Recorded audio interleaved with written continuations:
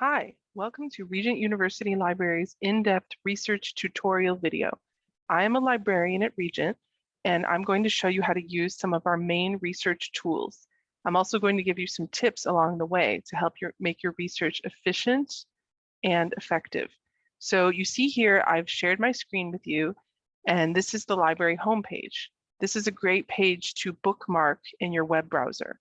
And I'll also show you a few other pages that I recommend bookmarking so you can go back to them easily. If you come to the library homepage, you'll see our search bar, and this is our Primo search, which is a new search tool that we have that searches all of our books, our articles, our movies, and everything else that we have. So that is a good place to start with your research, and I'm going to show you how to do that. I also like to keep the Primo page bookmarked on my browser. So if you press search here, it will take you right to the Primo page. And this is a page that I keep bookmarked as well. You can also search right from that bar on the home page. So say you're doing a research paper for a class and the topic is open-ended and you're not sure exactly how to narrow it down and you don't know very much about the topic yet, but you have a few ideas. That's what we're going to walk our way through here. How to start with some keywords and then make your search more specific. So one of the tricks with doing research is finding out the correct terminology to use in your research. So as we go along, we're going to try to brainstorm new terms and keywords to use. So this is the kind of search you do when you don't have a specific source you're looking for. You don't have a book title or an article title or an author, but you're just trying to find out more about the topic and see what's out there. So say my teacher suggested that we write about a problem that we notice in society and maybe how to solve that problem or the causes of that problem. And my idea is I want to write about boredom in the modern world because I feel that people have a lot of time on their hands and that might be at the root of some of our problems. Another idea I have is writing about loneliness or isolation. And I have an inkling that people might be more isolated in the modern world than they were in the past, but I'm not completely sure about that. And I want to see what research is out there on these topics. So say the first search I want to do is about boredom. So I might just type in modern world and boredom and see what comes up. Now there's different ways you could do this. You could also do modern life. You could do different word endings for boredom. So I'll show you that in a minute too. So let's just see what comes up. And as I said before, this is our Primo search that searches everything we have. Notice on this page that I'm signed in the upper right corner where it says my name, and just make sure you're signed in when you use Primo. So notice with this keyword search, I got 944 results. So that's a pretty good amount of results. I might want to narrow it down more, but I'm going to look through this list and just see what I found. So here's a book about the boredom of modern life. That sounds really interesting. Now notice we don't have online access to this book. So if you're a distance student, you would have to request it through interlibrary loan. And if you're an on-campus student, you might want to see if it's available in the library. So you click on the title of the book, and then it will tell you whether we have it or not. So we don't have it anywhere. And so whether you're on campus or online, you would want to request it through interlibrary loan. And that is a great service we have that can send you books. If you're a distance student, it can get you electronic sources. If you're an on-campus student, it can get you books and you pick them up at the library. So let's go back to our search. Another great thing about Primo is I can save these sources if I find them interesting. I can click on this little thumbtack and it will save this for later. If I need to cite it, I can also click on this little quotation mark icon and it will give me an option of what format I need to cite it in, whether it's MLA, APA, and it will help me do that really quickly. All right, so now I'm going to scroll through a little bit here. Looks like there's an ebook here that's available online. So that sounds interesting to me.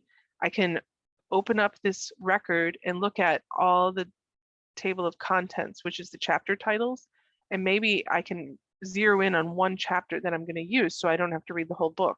I can also read a description of the book and find the author's name and the subjects that it covers. Now, say I find this author interesting, I might click on his name and find other things by him. Or I could click on this subject heading called boredom and find other books about boredom. So that is a great resource. Now, what if I want to read this book? I can either click on where it says available online or where it says ebook central academic complete. That is the database that this book is in. So the library subscribes to about 400 databases that have ebooks and electronic articles and movies in them. And Primo is a good way to help find what we have in the databases so that it links me to that database. So if I want to read the book, I can click on that and then I can read the book online.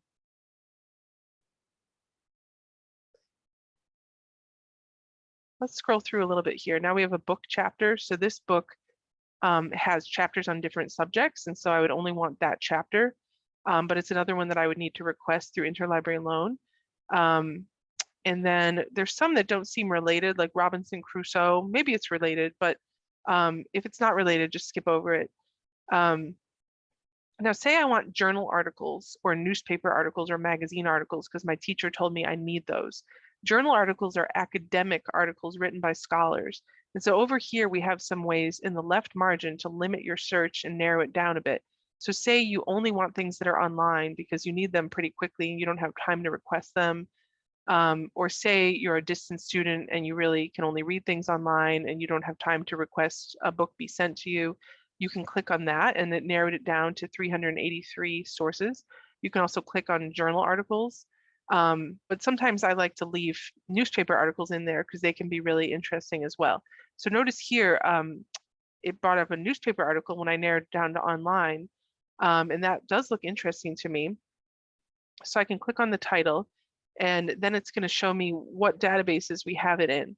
So it says access content in ProQuest, or I can click on read online up here. And then I can click on that and it will take me over to the database where we have it. And notice it has the full text, which means the full article. And in ProQuest, I can also click on a few icons up here if I want to email it to myself, print it, save it, cite it, and there's a few other options there. Right. So let's go back to the main search. Say I only want journal articles that are written by scholars. I could click on that and it's going to narrow it down to 64. So that gives me a nice focused group of sources to look at. So you can just play around with these items in the left margin here. You can also play with the date if you want more recent articles or if your teacher requires recent articles and you want more recent research. But sometimes you might want older sources for certain topics. So I'm going to try a new search and I'm going to click on this tab up here for new search because I also want to learn about the modern world and isolation. And notice that it gives me some suggestions of other searches I can do down here. But say I'm not sure if I want isolation or loneliness. So I'm going to put that in parentheses with the word or, because that will bring up sources with either of those words.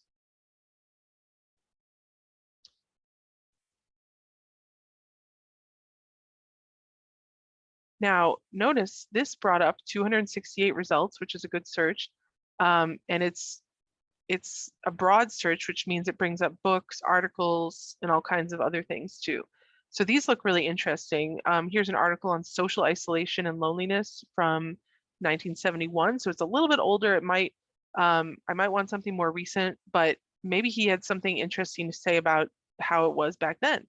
Then we have the Routledge History of Loneliness. So Routledge is an academic publisher, so that would be a good source, but I would need to request it here. Now here's one that's available online already in our collection, an article, but it looks like it's about some kind of literature and it might not be relevant to what I'm looking for. And then I get an idea here, oh, maybe loneliness became a bigger problem during the pandemic. So maybe I could add in COVID or pandemic into my search if I'm interested in that, and that could become my new topic.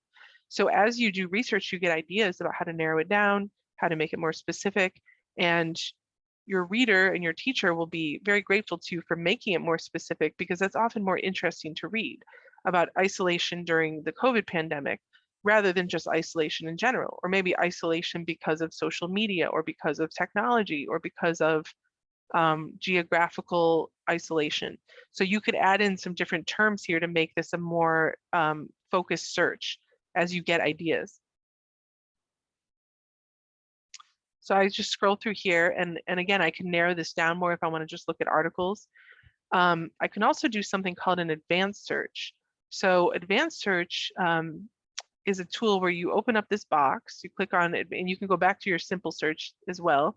And you search for modern world, and I might want a different term there. I might want or modern life, because I'm not sure, what the sources might use. So I might want to try a few different options. And then I might want to also try isolation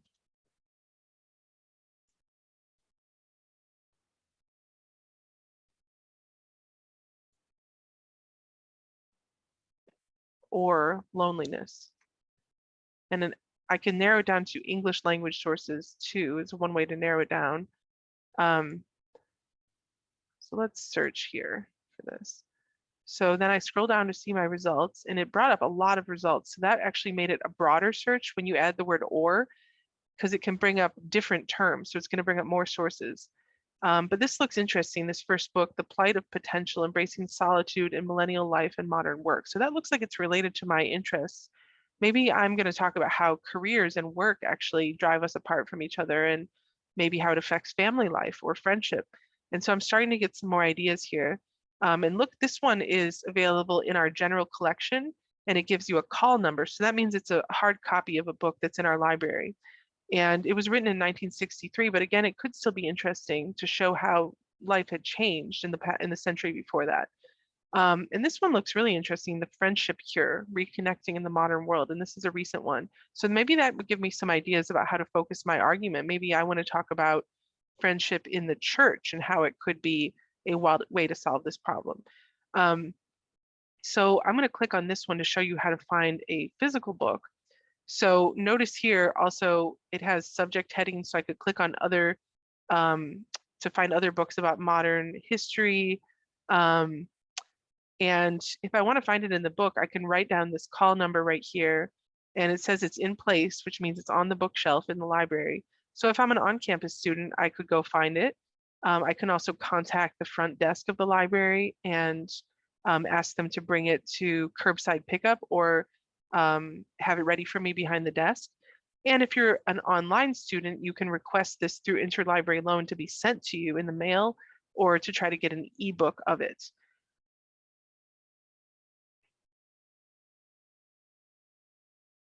So what if I add COVID to this search?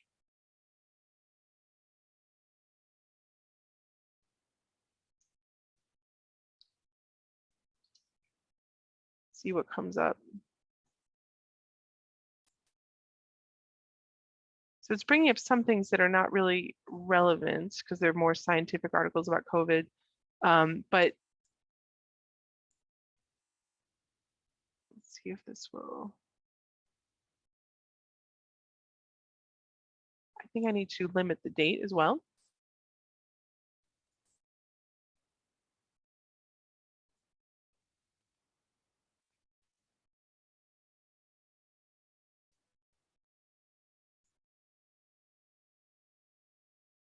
So that's going to help limit my search to just things written since COVID started. So then I can search through here and see if there's anything linking isolation to COVID.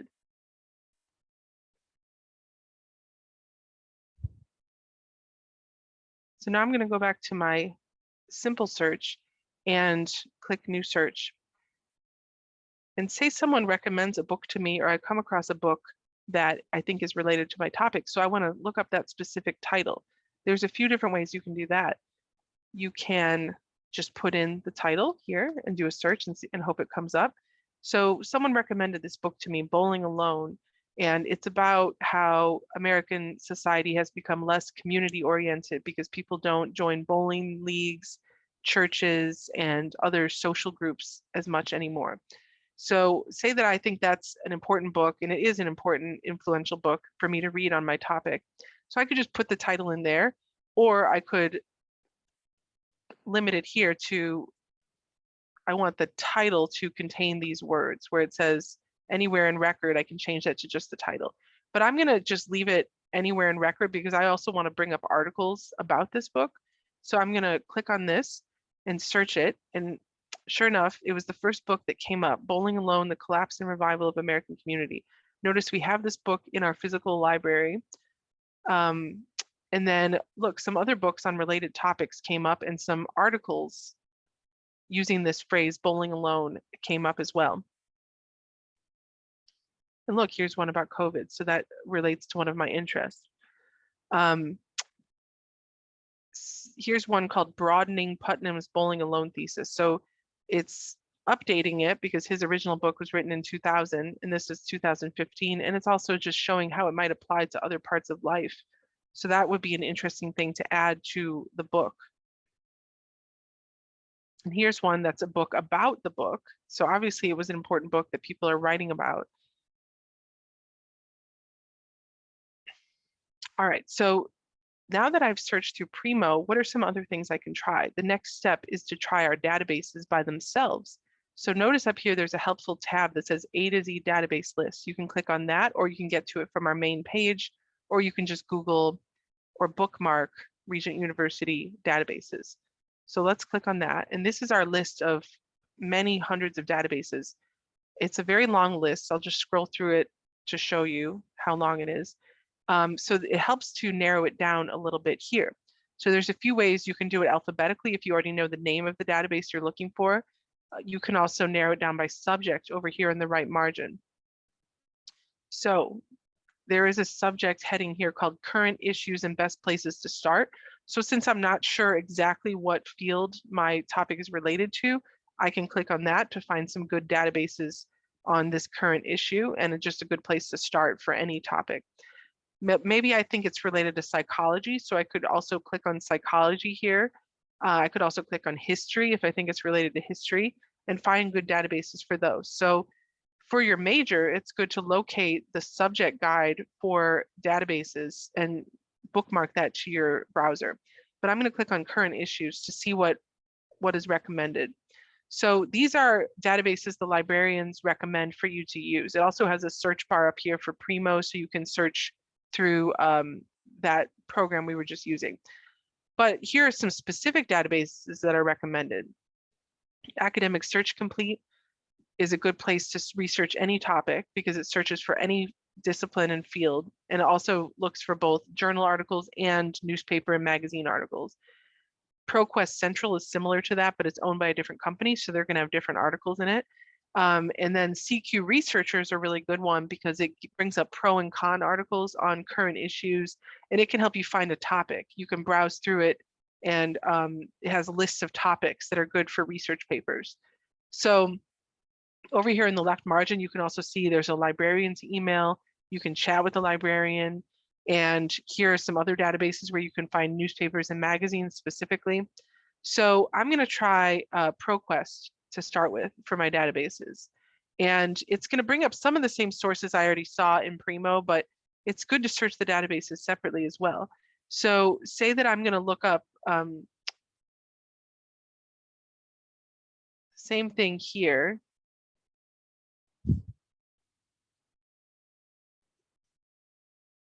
But I'm going to also add church because I think the church community, and I'm going to add Christian just to make sure it kind of knows what I mean by church, because there could be other religious organizations as well.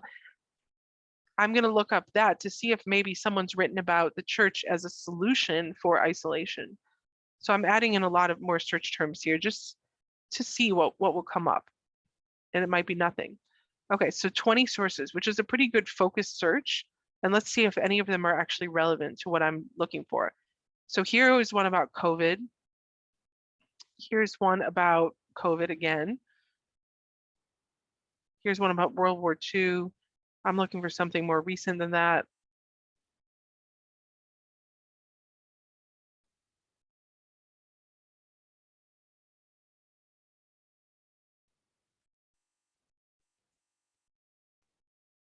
Okay, so I didn't find a lot that was relevant in there, and that's okay. I can just sort of move on from that. I'm going to try looking up things related to that book, Bowling Alone, that I was looking for, and how maybe church community that's Christian can help with that. And so as I learned the terminology about this topic, I learned that bowling alone is a phrase that a lot of people use to talk about isolation, so I can look that up. So now it looks like some of this might be more relevant. Religious participation and civic engagement.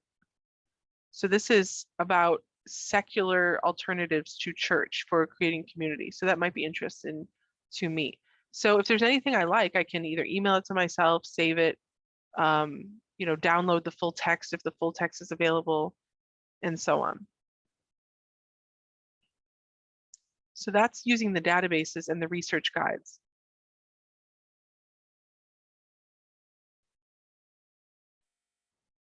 The next step that I usually take in doing research is going to the internet. Now, the internet is something to be careful about because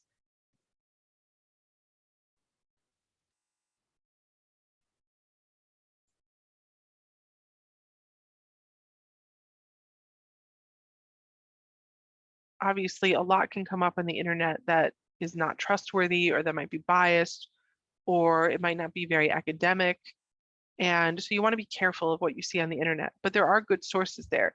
For example, there can be sources put out by universities, by the government, by newspapers and magazines. There's even open source research archives that you could look at on the internet.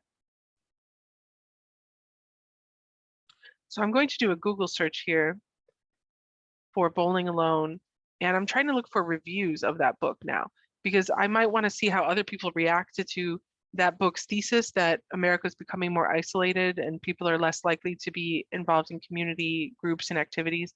Maybe some people disagreed with that.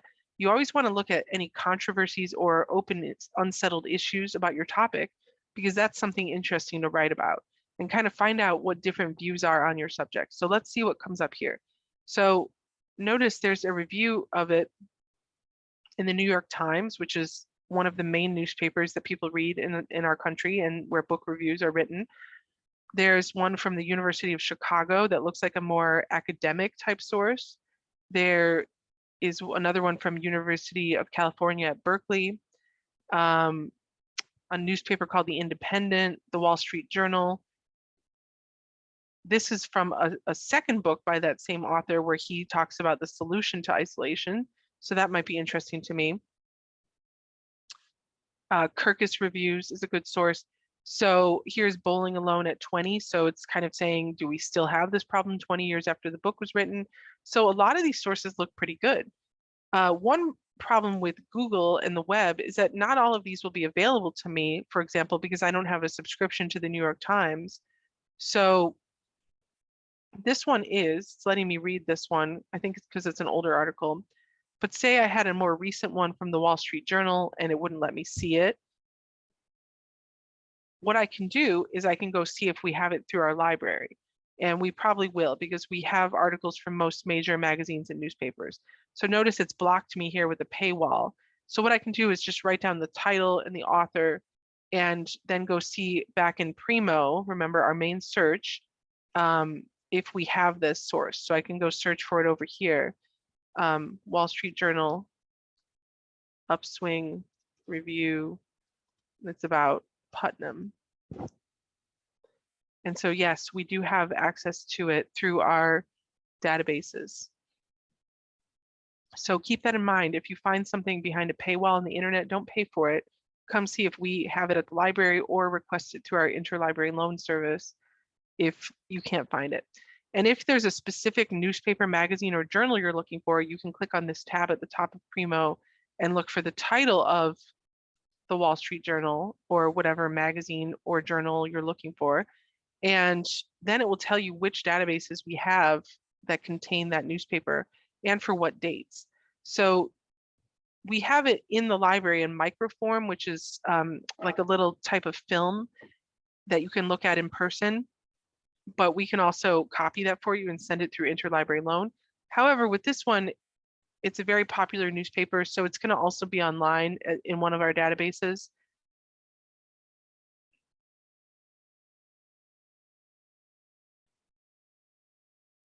So I need to sign in to see if it's online. and if I can access it, and I just use my normal Regent credentials, like I'm signing into email, to sign in through Primo. Now notice all these databases are where we have the Wall Street Journal. So we do have it online, of course, and it tells me what dates it has it from. So I know this article was written in 2020, so most of these would work because they cover that date. The last thing I want to show you is how to use Google Scholar. So Google Scholar is obviously a branch of Google, but it looks for scholarly academic sources, mostly journal articles, but also books that would be acceptable to your teachers. Now, Google is a very powerful search engine, which is why it is okay to use it for research. And Google Scholar helps you narrow it down to just scholarly sources if you need it. Sometimes it's okay to use non-scholarly sources like I was just showing you with Google, because a lot of organizations and newspapers have their articles on the regular web. But if you want to search just academic sources, you can come over to Google Scholar.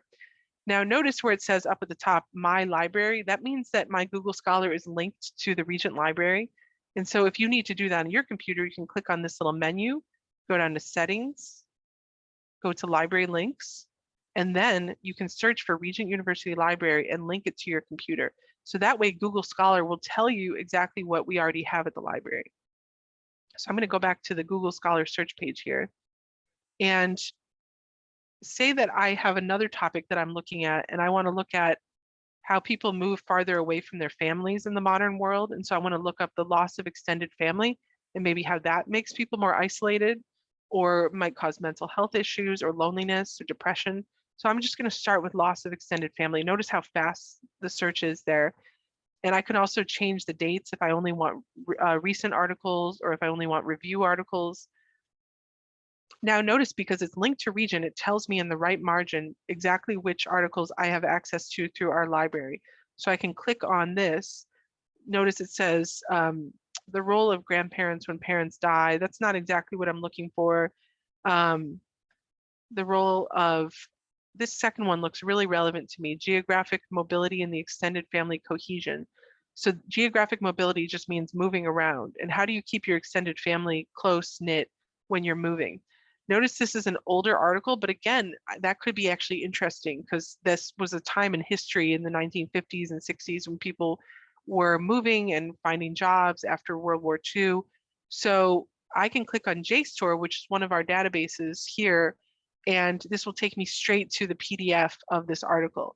And it looks like exactly what I'm looking for. Notice some of them are not through our library. So this one, about the fifth one down, we don't have. So say I like it, I could request it through our interlibrary loan service and they can get it for me. So say I want to add some terms here, like modern and isolation, and see if that changes my search. And it does. It brings that one that I liked right up to the top. So that shows that it's a good search. There's also some about COVID, so that could be interesting if I decide to focus on that. So I might save a couple of these sources. And of course, you always want to scroll down more and see what's down here, and there's more pages that you can go through. So don't forget to do that. And now notice here's another word, kinship, which means family. Maybe I want to start searching using kinship because it looks like that's a term a lot of these researchers are using. And so I start to get a hang of the terminology. I'm just going to try one more search with loss of community.